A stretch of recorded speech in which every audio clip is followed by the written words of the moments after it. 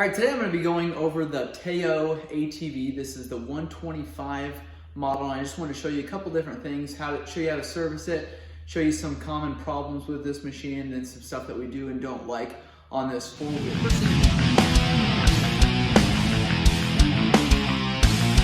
First thing we're going to go over on this four-wheeler is the right-hand side here. We've got your brake pedal here, and since we're over here, we've got your dipstick on this side. Directly underneath of your motor, you can see that right here is going to be your drain plug. So when you go to service your four-wheeler, I like to let that four-wheeler run for a little bit, then I pull that drain plug, let that oil drop for 5-10 minutes at most. Go ahead and put that drain plug back in, snug it up. I can get you the torque specs on that, and then add oil to that dipstick area there, then check your oil. When you go to check your oil, and make sure you let that four-wheeler run for a minute or two, then I like to let it sit for a minute or two, and then go ahead and put that dipstick in there and check it.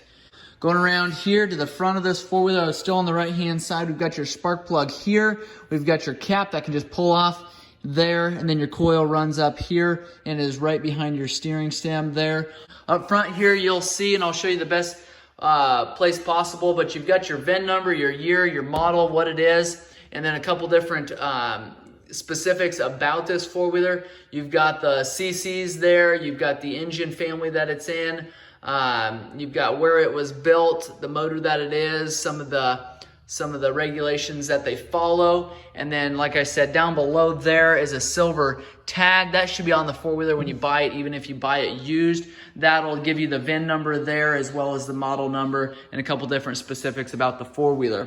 If you want to adjust your front brakes on this model, up by the handlebar here, up by the dash, you've got some adjustments here. Looks like a 12 millimeter. You've got a lock nut, and then adjust these cables accordingly. You want to make sure that they're not tight all the time because you don't want those pads engaging constantly. You want to be able to, when you let off the brakes, you want those brake shoes to release. Right here is your starter. I showed you the starter from the other side, but here's your positive, your hot wire going in to it right here. You've got your ground wire connected to your motor right here.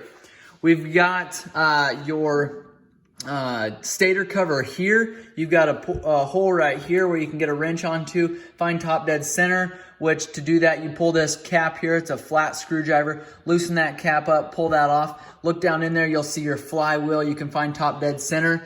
Once you find top dead center, you can adjust those valves. I'll tell you what those valve specs are in a separate video, and also go through how to adjust the valves on this model. So be looking for that video as well. Right here is your drive chain here, going back to your rear sprocket. I'll show you a separate video on how to adjust that chain. You want to make sure it's adjusted properly. This might be a little bit tight. This is where the customer brought it in at, and that's fairly snug. Hydraulic rear disc brakes in the back. Here's your pads here. We'll go through how to rebuild those brakes. Here's your brake pads here. Inspect those, make sure that they're good. Here's your chain adjust here. I'm just going to go over that and say that briefly. Chain adjust here, because I am going to do a separate video on how to adjust that chain. To pull your seat, you've got a lever down in here. It'd be in front of your tail light. Go ahead and pull that lever back, and you're able just to push that seat up. We've got our seat here, and there's your lever that I was talking about. You do want to make sure that you get the front latch in there when you're going back together. Underneath of here, you've got your battery, you've got your positive and your negative. You've got a main fuse that's here. And this is kind of an old style fuse, but it works great. You just want to make sure you replace that, obviously, if it's blown. All right, we have gone over the Teo ATV. This is a 125cc four-wheeler for the kids.